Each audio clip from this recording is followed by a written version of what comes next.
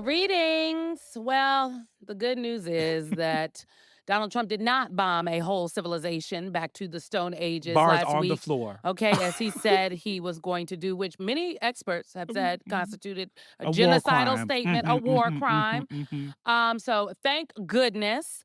The bad news is the Strait of Hormuz is still closed, Eugene. But now, everyone, it is us who closed it.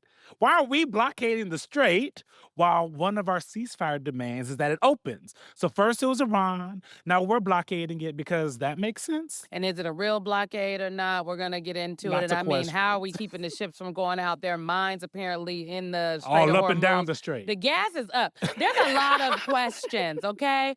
Why wouldn't Lebanon be included in the ceasefire? Were they? And somebody just didn't tell Mhm, Israel. mhm. Is the new Ayatollah in charge of Iran? Where is he? Have we seen him on No, camera? apparently he's messed up. They said that his face is disfigured, according to From the reports bombing. from the bombings. That happens sometimes. Mm. My biggest question is, I don't know, does Donald Trump think he's Jesus?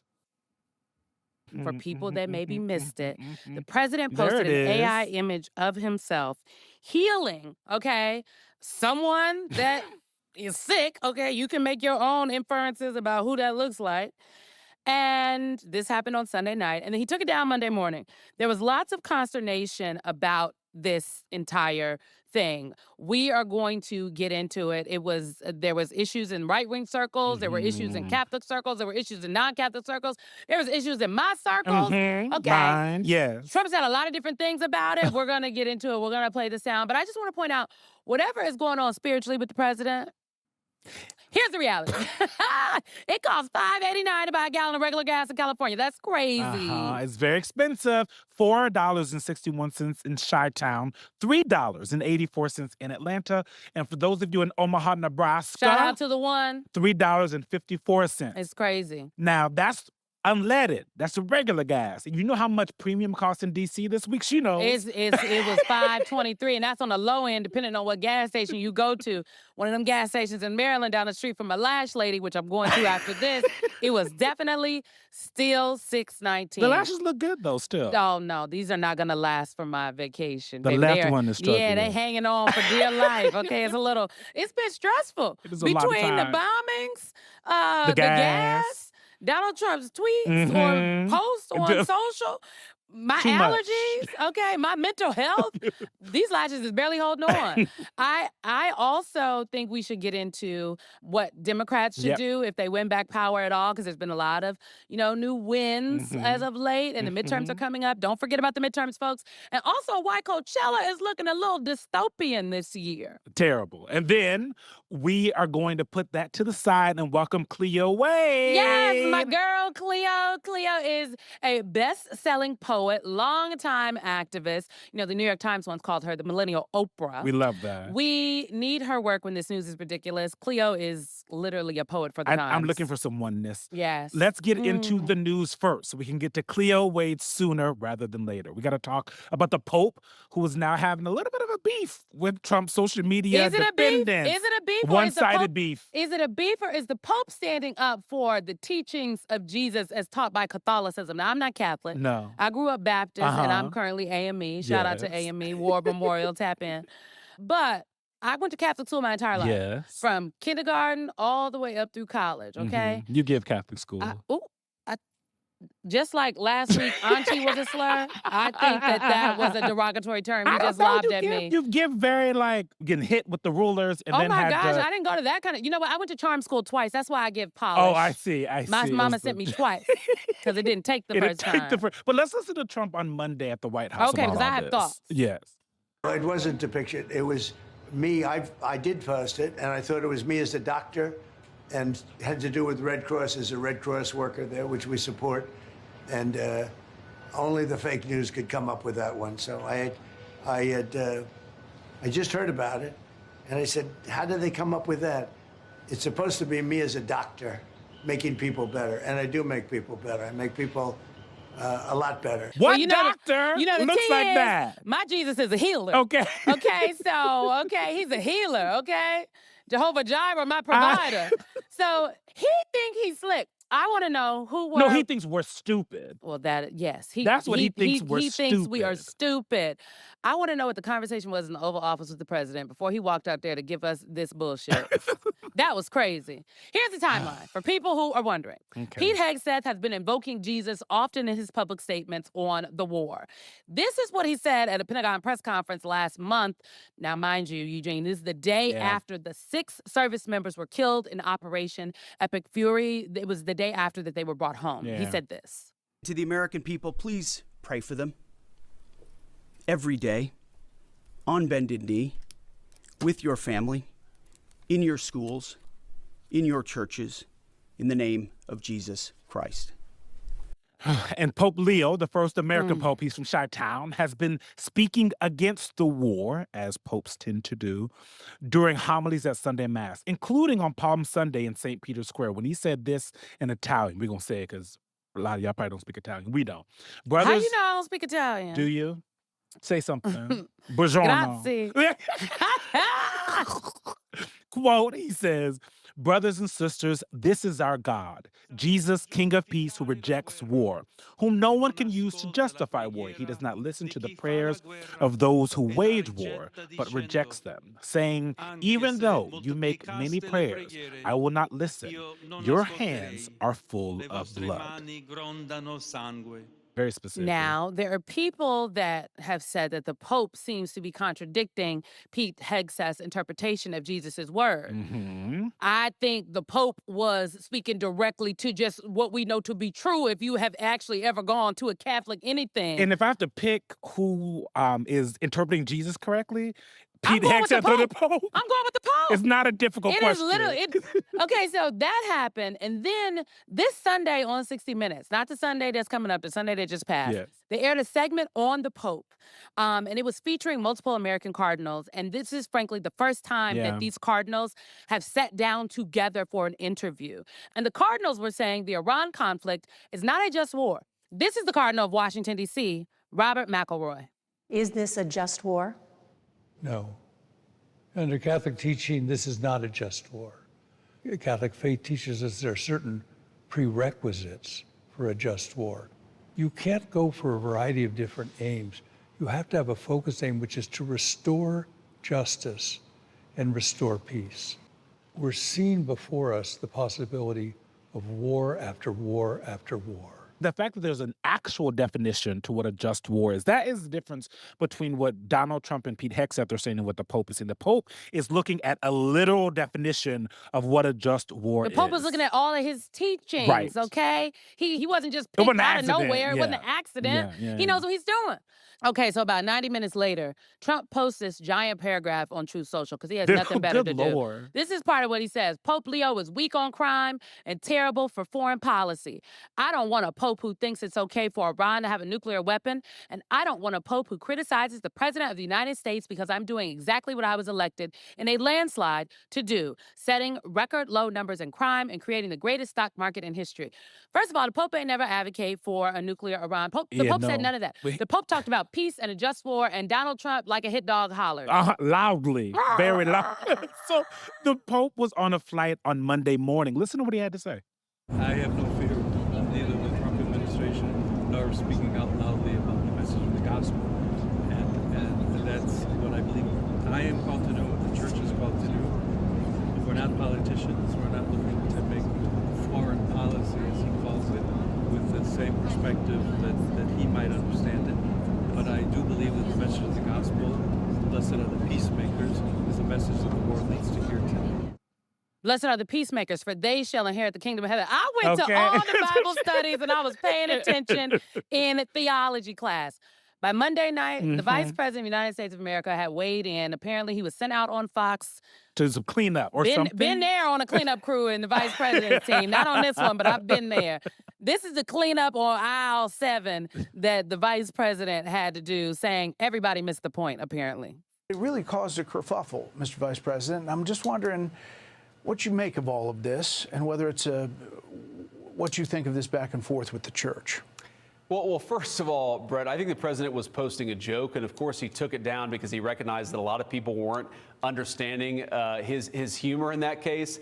I think the president of the United States likes to mix it up on social media, and I actually think that's one of the good things about this president is that he's not filtered. He doesn't send everything through a communications professional. He actually reaches out directly to the people. Let's be very clear.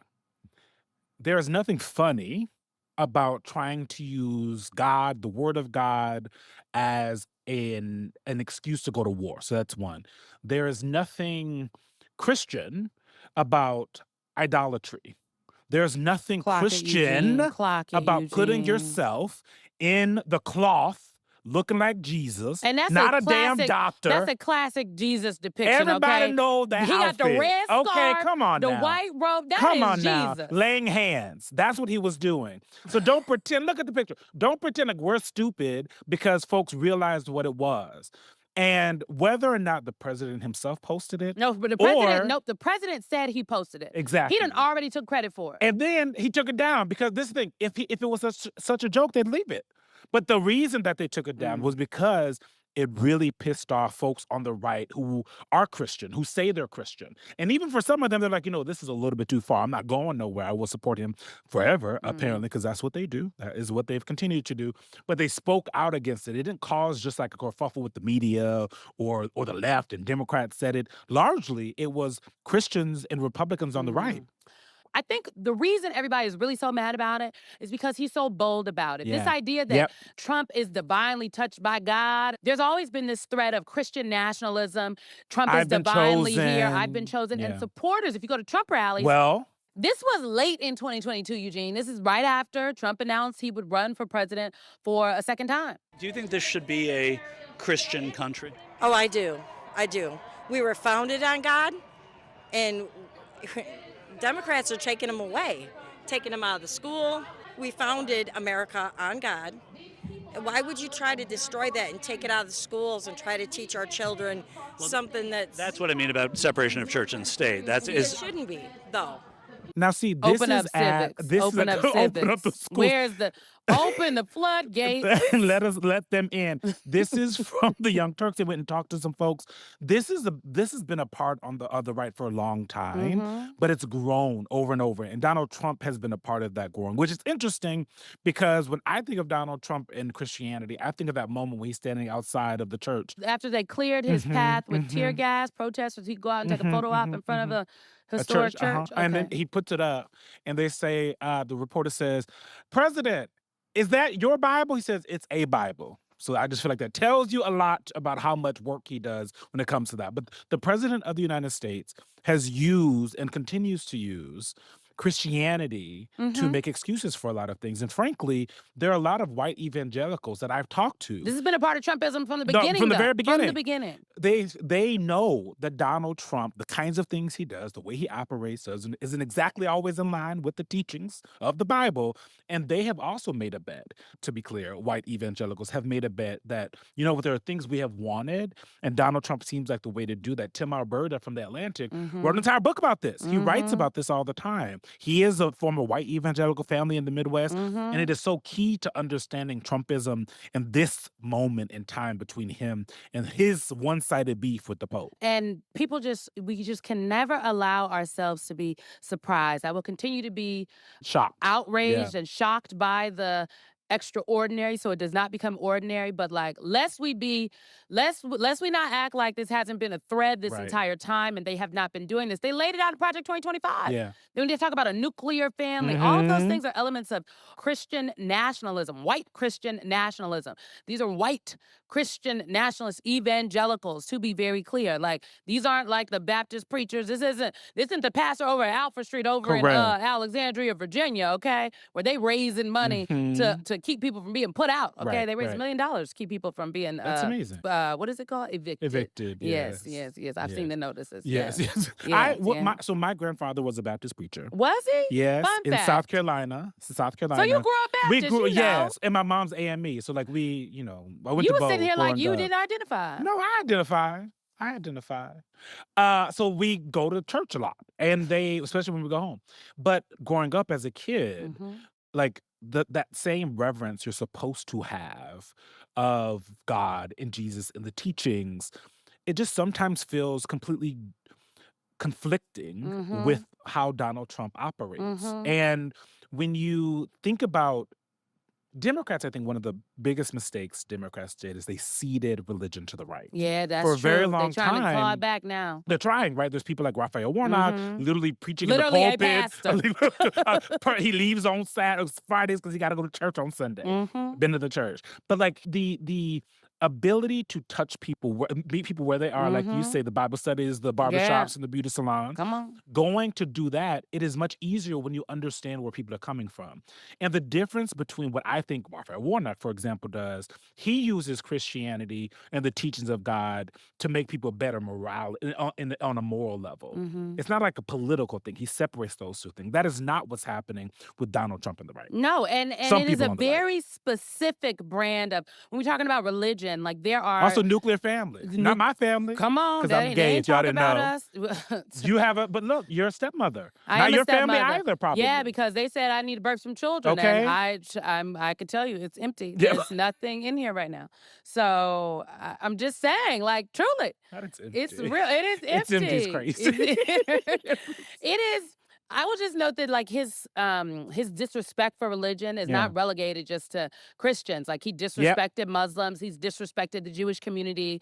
He's an equal opportunity offender here. Mhm. But the MAGA coalition, the point that you made, I think is really important. Yeah. That there are fissures and fractures. And when Trump posted a picture of himself as Jesus, the MAGA people took to social media and they were Yeah. rebuking him. Everybody from Marjorie Taylor Greene to Mhm. Michael Knowles to very problematic person Milo Yiannopoulos, Yes. Sneeko, Riley Gaines. They were not having it, child. And the thing is, we had this conversation when we were talking about the show. Is like it's a line. A line for what? And this is not the first time that he's done something like this. Yeah. And so my line was the Central Park 5, to be clear. Well, that was happened a very long time ago. Or the exonerated, Exonerated 5. 5 now. But at the end of the day, they're going back to him. There's no repercussions for it.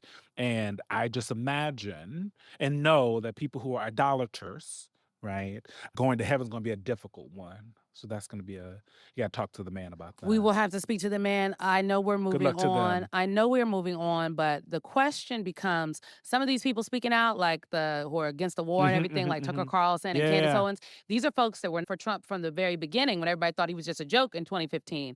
And so then they joined the coalition. Now we see them looking for excuses to leave and try to separate themselves. Because they see it's almost over. Come on, it's gonna be like that man that just won. Now people are not gonna like this equivocation, but the gentleman that just won, that just beat Viktor Orban in Hungary, Yes. he used to be a member of the very Magar. conservative coalition. He Yes. left the conservative coalition because of the corruption, but he's still a conservative. Mm-hmm. Clock that. Very true. Very true. Let's move on. This is exhausting. Let's talk about the piece you published on Monday on Yes, MS I was Now. writing. Okay, Shout out we to we Madeline work Herringer. around here. We work around here.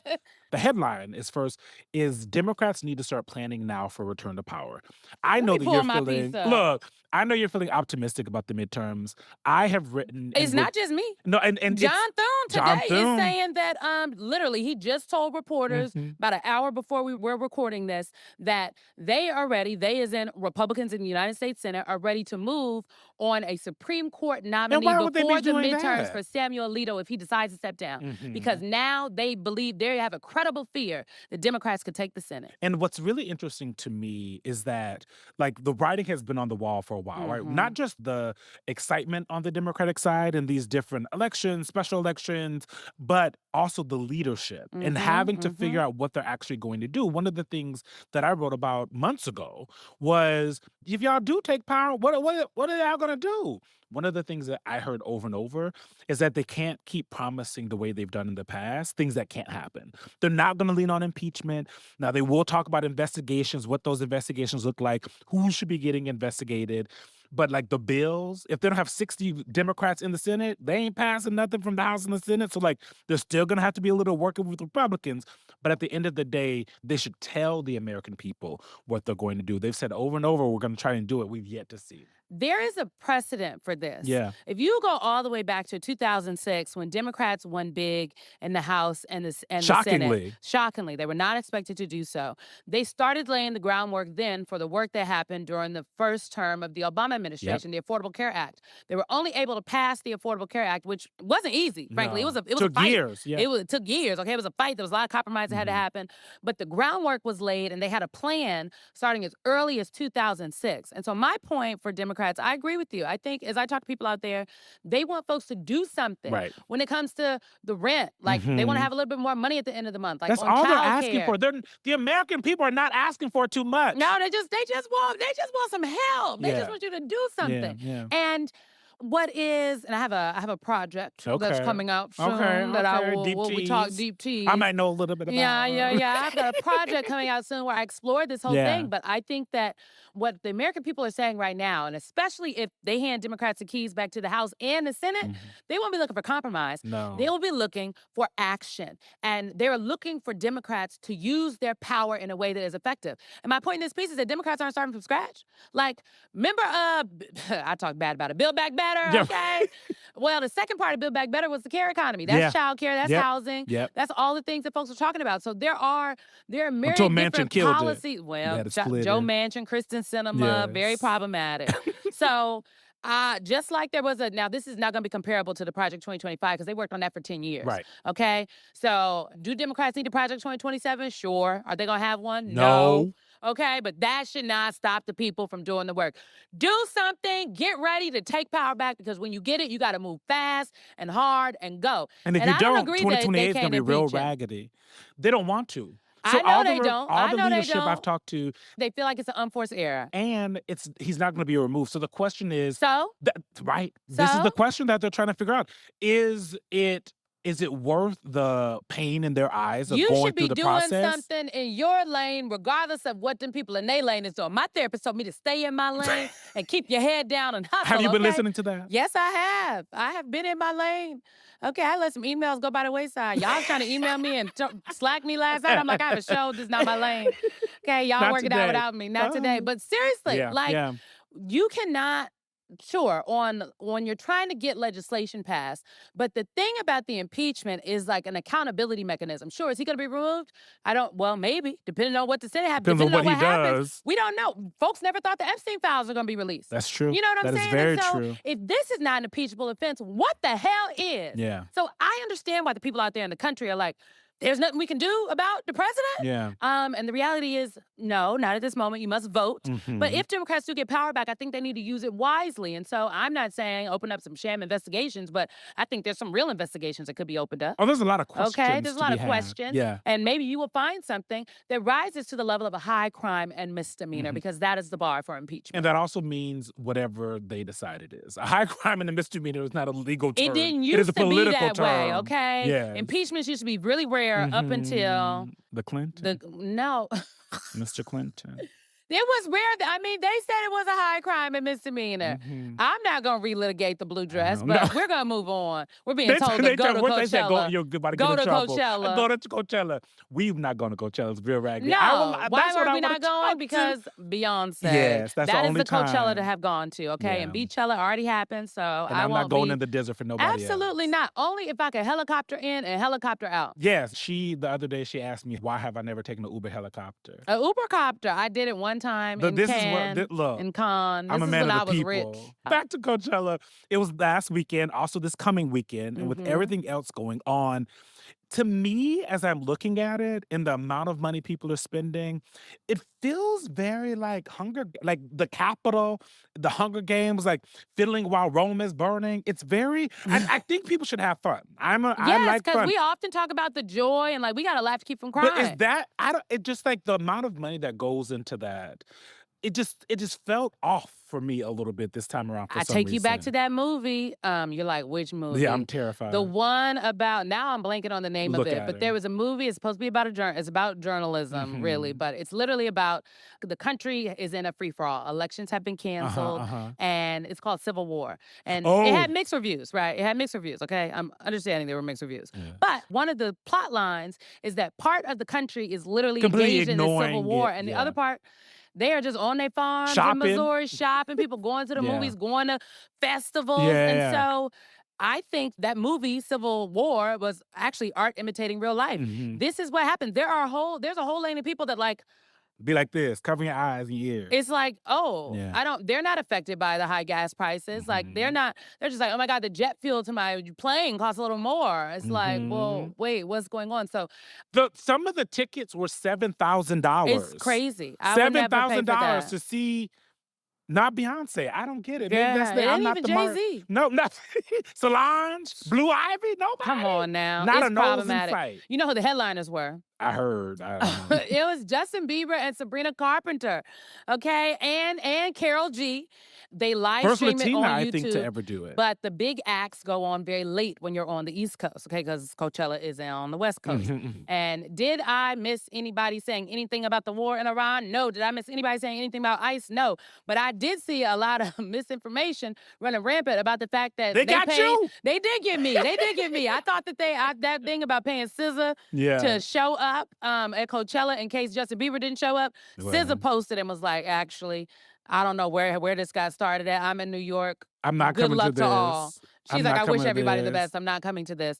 But there was nothing else. Sabrina Carpenter, I was shocked that she said nothing about anything, not even availed anything, when she was very vocal online when the Trump administration tried to use her song in these videos they were producing for the White House and social media. Yeah. So I just think that when you had one of the biggest stages gonna in get. culture, you should use your time And wisely. what's interesting is, I don't think it has to be as explicit as what Cardi B did. Agree. Cardi B, Mhm. at her first stop for her tour, she was talking about ICE. Yeah. Saying ICE is not welcomed here. If ICE come in here, we're gonna jump their asses. I think there's an implicit aspect to it, right? Like, you do not hear Beyonce when she does performances. Like, she just did the Cowboy Carter tour. She will be doing another tour. We're all very excited.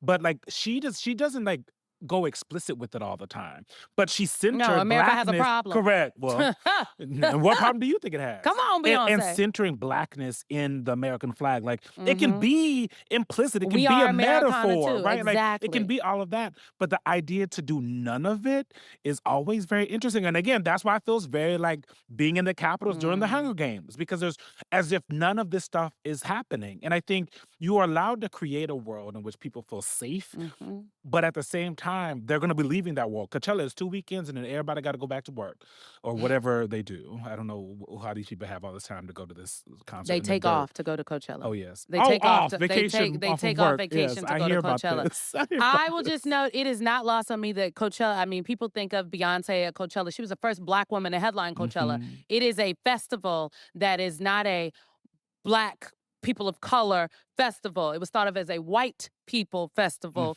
for a number of years. And I think that Justin Bieber and Sabrina Carpenter, two huge stars. Yeah. Also, Justin Bieber playing music on YouTube was very confusing. Well, okay, Justin Bieber, look, he sold his catalog I up until guess. 2023 to like somebody else. So Justin Bieber doesn't make money off of his songs before 2023. But then why is he playing? He played the baby. He played a little bit of it, but the thing that he leaned in on was all his new music. You got to catch it. The Is there girls that new get music? it got it. Yeah, because well, I'm not one of the girls that's supposed to get it. But they could have used their privilege, Yeah. okay, to say something. Mhm. And I think Anything. it's really anything, baby, anything. Throw up some pictures of some kids. Yeah. Like, there's just so. That's what I'm saying. The implicit. Honestly, maybe Okay. we're looking for too much. We're asking certain people for too much. But don't we Well. always ask Black women for too much? Well, don't And then they do Here, it. here. And then we don't give them any credit. Let's move on before we get in trouble. They cancel us. mm. Walk away from Coachella, ground ourselves, and we have a plan for that. We have asked poet Cleo Wade to join us for the group chat. Yes, thank goodness for Cleo. We are Yes. taking a break and she will be with us on the other side. Hi. Cleo, this is Eugene. Have you ever met him? No, I don't think so. No, we haven't, but I'm a fan.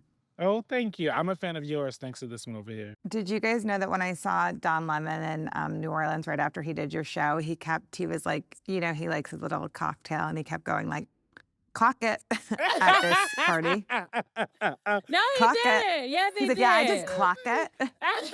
And I was like, it's a movement. Now it's officially a movement. I love that. clock was it. Don wasn't here screaming. clocking He it. was. Don wasn't here cussing, talking about they rabbit ass minds. Giving him the He's N-word just like, treatment. I am not on cable anymore. No. Clock it, He's like, I Cleo. paid my own. He's I like- pay. it's like when Beyonce did Lemonade. Do you know? Exactly. That's his era. Exactly. Welcome back and welcome to Cleo Wade, poet, artist, best-selling author, and activist. She just published a new book called In a World of Sunrises, 365 Days of Heart, Soul, and Hope, which we all need a little bit of nowadays. That's very true. Thank you so much for coming to the group chat, Cleo. We love you. Thanks for having me. Very She literally calm. talks like this in real life. Like, Cleo's always just like, yes, tell me what's happening in the world with your problems. It's like, Cleo, I'm a last lady. Da, da." She's like, Not the that last is lady. a crazy bit. Yes. We need a little zen. Yes, Okay, that's what we Cleo, have. this book is really, it's like a daily devotional. She's been talking to everybody about this book. When by I the came way. back, okay, so I did Cleo's like book launch in Yeah. New Orleans. She's from New Orleans. And like from the moment we were sitting down at breakfast that day, she was opening up the book, reading to me because I was Yeah. telling her about my problems. She's like, there's a section in the book for you about this. And when I came back from the festival, I was in my office with Eugene and Yeah. our senior producer, Brittany Ruff, and I'm just like, everybody needs this book Yeah. because the times are so difficult. Like if you are just, if you are anybody that watches the news or you have mental health struggles or maybe you just got life struggles in general, Mhm. this is a book that helps you like center yourself. Yeah. There's a lot of pages that, as I've gone through, that have been really helpful. Day 326 was, look, I'm like, is one of my favorites because Okay. it feels Right, like let's go to it. it touches on kind of the moment that we're in. Essentially, it's like if you believe in democracy, it is easy to identify what and who threatens it. Mm. And when I read that as Eugene, and I took it as how I take it. But when you write something like that, and when you hear someone read that back to you, how are you thinking about this moment and why this book now? Cleo's like, let me go to Right. 326. I'm like, thank goodness I have a copy right here. But the context of that sentence is also important because on that page, it opens with the words, when we have a personal ethos, we know who we are and what we stand for. Mhm. And that is really important. And especially, in the work that you all do, where you are constantly trying to help people understand what is going on. Mm. And in our personal lives, we have to really work on what we stand for as we see what's going on and what we stand against. And so, and I always say this, especially in political movements, it's like these people aren't teams. I can root for the Saints even in their losing season, right? I think especially we see this in the Republican Party where things turn and you're like, but I have this kind of cult following towards this, and I can't look at this person and say, well, this person's actually against my personal ethos because I believe that every vote is equal to the next vote. And so I think that a lot of what we're doing right now is we're almost giving away the idea of having our own personal values and then allowing those to be public or political in our day-to-day lives. So when I joke about this, and there's a page in the book, is like, what is the me work and what is the we work? Right? Yeah. Like the me She work did is it. like I I came back Change views and on told them that. about the me work, Cleo, and the we work. She stole I that from also you, told my baby. therapist. Yes. Sure did. And that page ends with the words, when we are firmly rooted in our moral center. And a moral center is something that is so important to have in this moment. Because when you have someone like the President of the United States pretending to be Jesus or whatever else he does, you live by a moral code. Human beings have always lived by codes that then define what happens around them. What is happening around you should not define you and what you believe. You come in and you believe that there are higher powers, that man is not God. You believe in worship. You believe in spiritual principles. You believe in the 10 Commandments. You believe in these things that help us to then go into society and say, actually, everything I'm building is based on my moral values.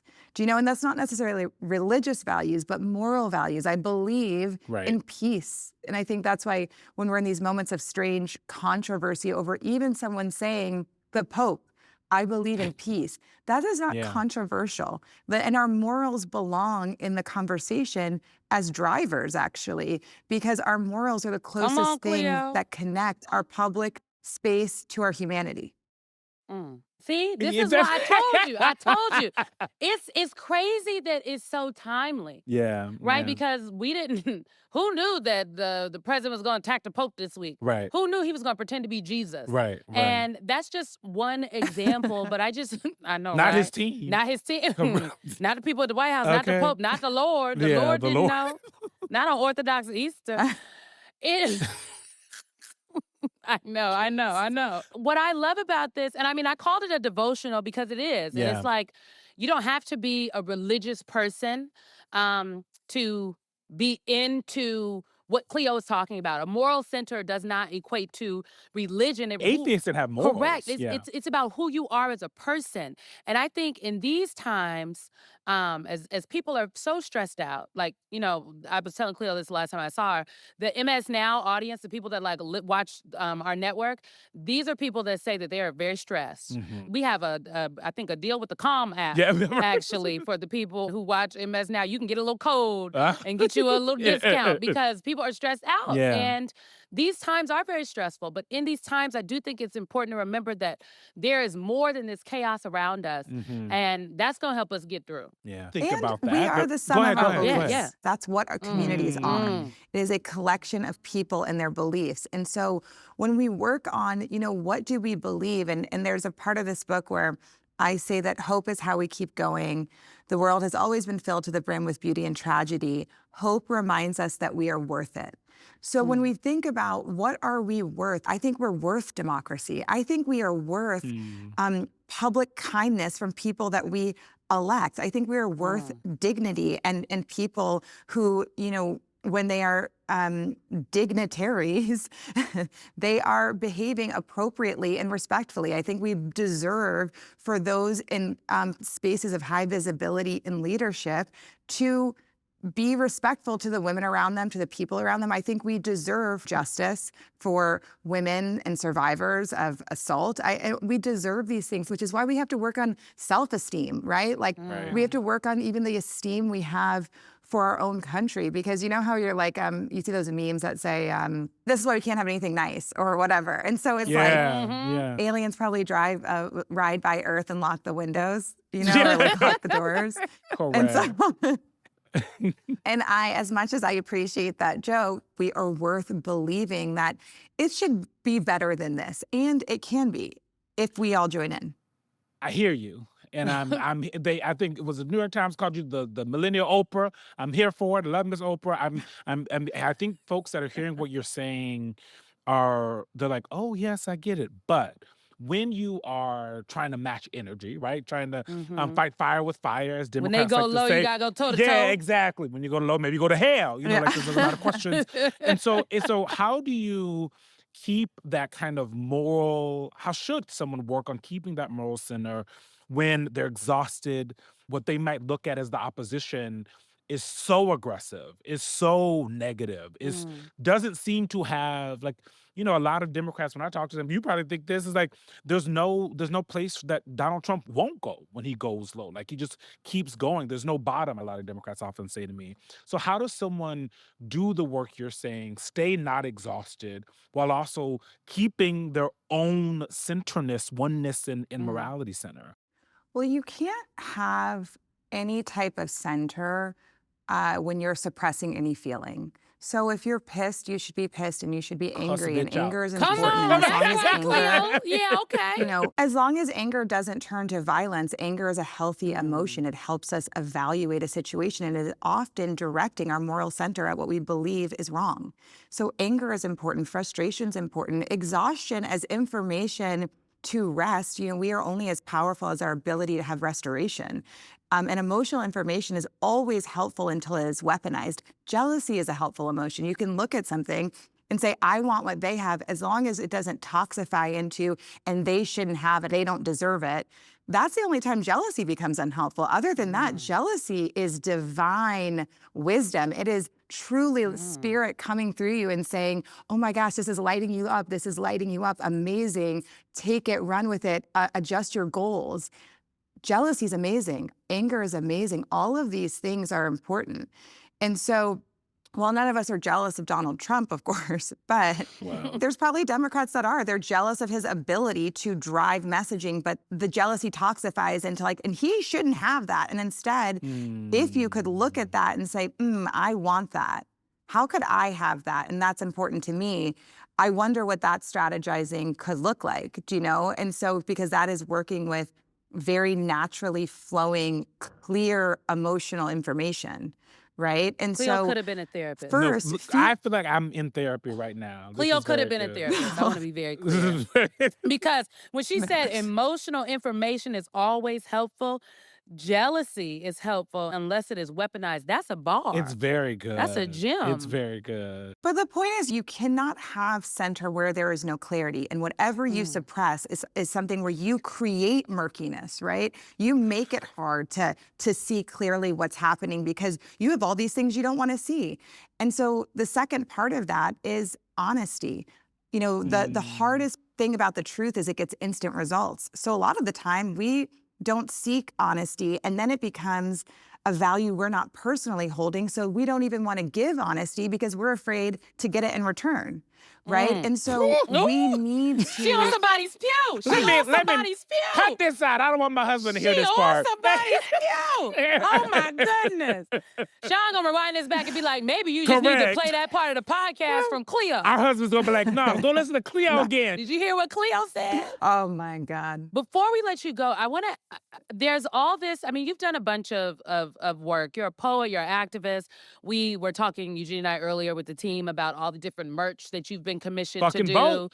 Yeah, the T-shirt. boat T-shirts. But this book was called "In a World of Sunrises," and the art on the cover is reminiscent of all of the different kind of. It's like this is your signature. It feels welcoming. All the art I that you painted the do cover. in the merch. She painted the cover. Oh wow. So- it feels centered. Yeah, it does feel centered. Like what? I feel black is too. Very black. It is black. It She feels is very black. black. Yes, yes. I guess my question is just how could you pull this book out?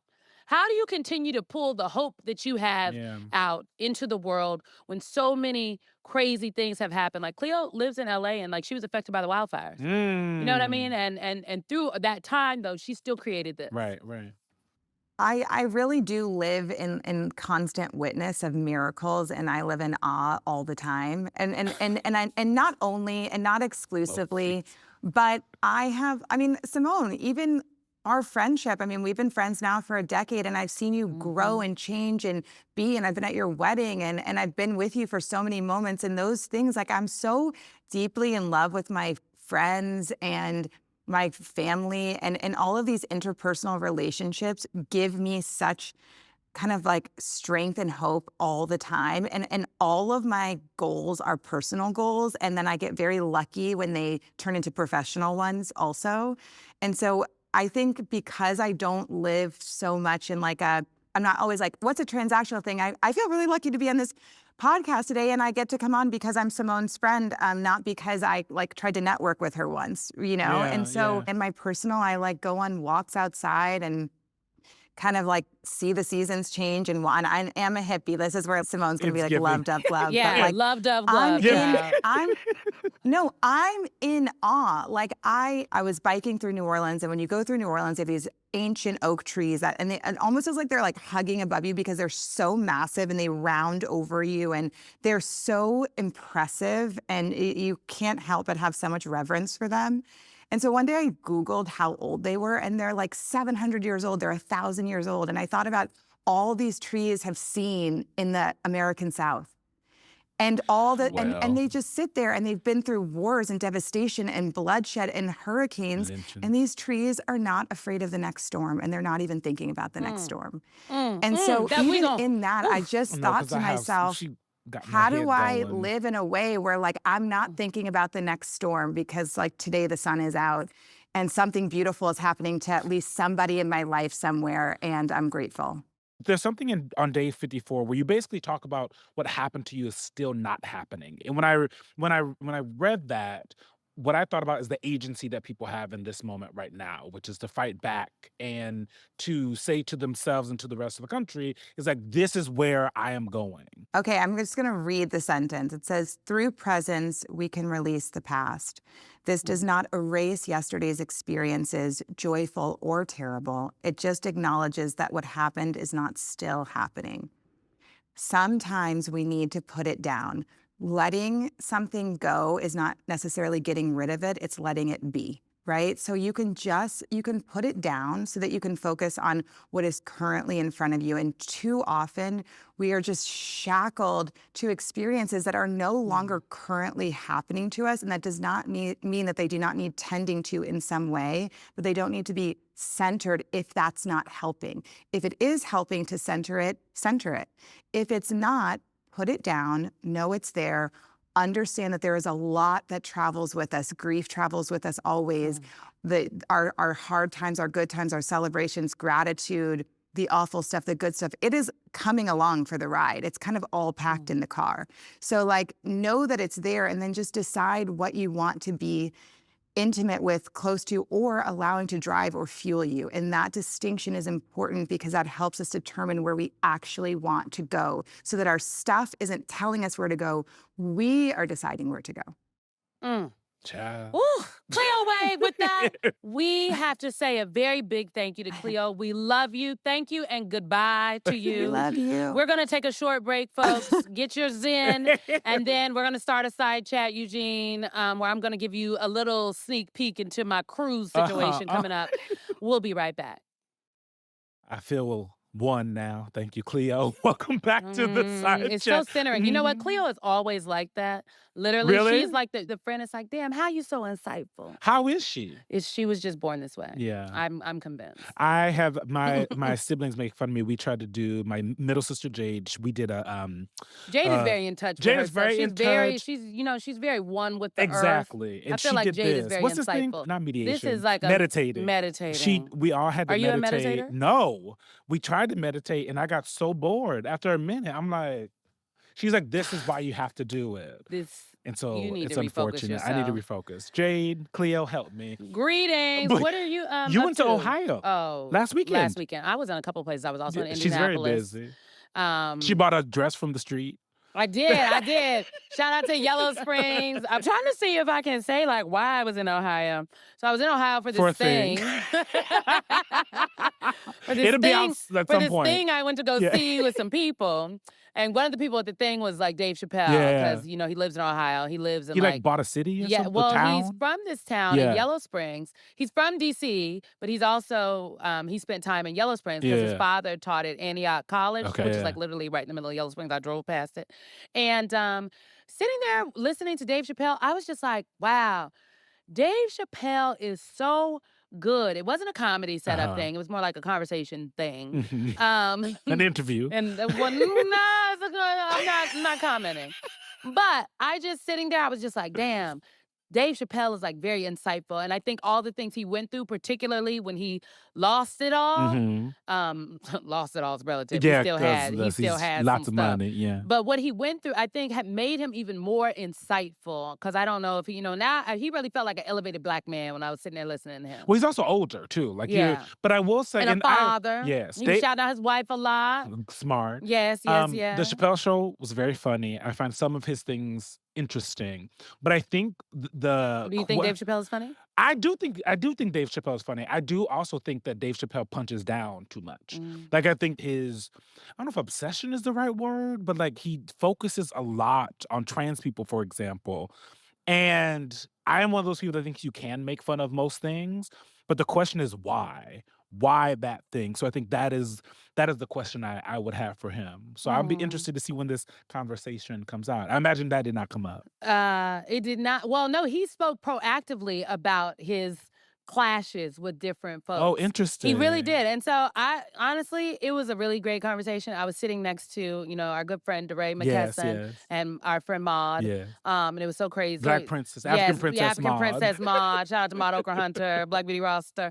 It was so crazy because my outfit that I was gonna wear, I was like a little jean, oversized jacket and barrel jean. We had breakfast with DeRay, and And DeRay they was like, hated it. they were like, oh, we're about to go change. And I was like, I'm wearing this. DeRay was like, I was like, DeRay, is this not okay? So DeRay had me buying a dress out of parking lot in Yellow Springs, Ohio. It was cute though. Honey, that dress, I'm taking that Very dress on my cute. cruise. Yes, So I'm going it on a was cruise very this cute. weekend. That is crazy. It's spring break. The fact that you for married the into a cruise children. family I is so sure did. My confusing to husband is not me. a cruiser, but my mother-in-law is, and Yeah. my son is, apparently. Yes, so He loves a cruise. interesting. So we're taking him on a very luxury cruise. I am not interested in being on a boat. Okay, well, I'm going to send you pictures from this boat because this one looks fabulous. Is this better than the other ones? Very much Oh, so. Very bougie much so. boats. It's a Royal Caribbean. Where you guys going? I don't want to tell these people. Oh. I'm kidding. We're going to the Bahamas and many other places on a boat. So I'm these people. That's the shit all I'll the tap time. in. When I see you on Tuesday, it'll be my first day back. So. Oh, love. You'll have a little tan. Thank you Yeah. guys so much for listening to Clock It.